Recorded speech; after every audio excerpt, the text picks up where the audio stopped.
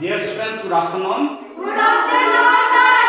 तो प्यारे बच्चों, आज हम डिस्कस करेंगे फ्रेंडली माइक्रो ऑर्गेनिज्म। किसके बारे में? Friendly microorganism. तो ये क्या चीज है? Pea plant. तो this one is pea plant. ये क्या है?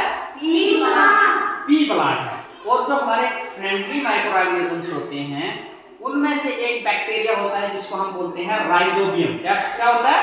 राइजोबियम। राइजोबियम वो क्या करता है? हवा की नाइट्रोजन को मिट्टी में फिक्स करता है। ठीक है, ये देख सकते हैं आप, ये जो जड़ है ना, जड़ों में ये डॉट दिख रहे हैं आपको?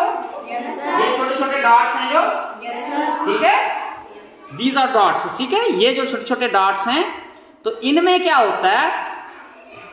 बैक्टीरिया होता है जिसका नाम क्या होता है? राइजोबियम। क्या होता है? राइजोबियम। वो क्या करता है? हवा की नाइट्रोजन को मिट्टी में फिक्स करता है। क्या करता है? मिट्टी में फिक्स करता है। किसको करता है?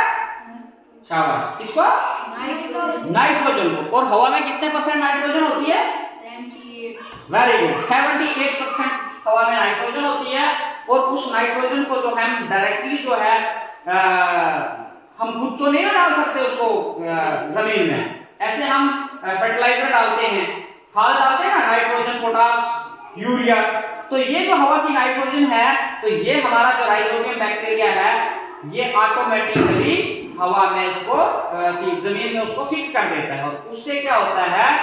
द फर्टिलिटी ऑफ सॉइल, जो जमीन का जरखेजापन है वो बढ़ता है। और इस तरह से ये जो राइजोबियम है ये हमारे लिए फायदेमंद है। ठीक है, yes sir. Rhizobium is friendly to us, वो हमारा दोस्त है। ठीक है, यस सर। और जितनी भी हवा की नाइट्रोजन है वो हमारी मिट्टी में फिक्स करके हमारी फसल को अच्छी तरह से फसल तैयार हो जाती है और फिर उसको हम खाते हैं। और नाइट्रोजन का कुछ हिस्सा जो है वो हमारे जिस्म में भी in the form of energy जो है वो जाता है। ठीक है, यस सर। समझ आ रही है? Yes sir. अच्छी तरह से समझ आ गया आपको? Yes sir. अब आपको कोई पूछेगा कि नेम द बैक्टीरियम और bacteria which fix the nitrogen of the air in soil, तो क्या बताएंगे आप? राइजोबियम। क्या बताएंगे? राइजोबियम। भूलेगा आपको?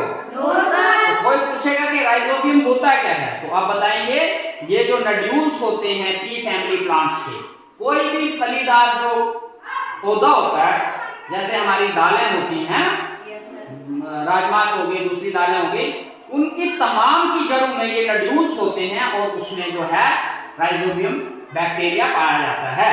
और वो हवा की नाइट्रोजन को मिट्टी में फिक्स करता है और उससे हमारी जमीन की फर्टिलिटी बढ़ती है।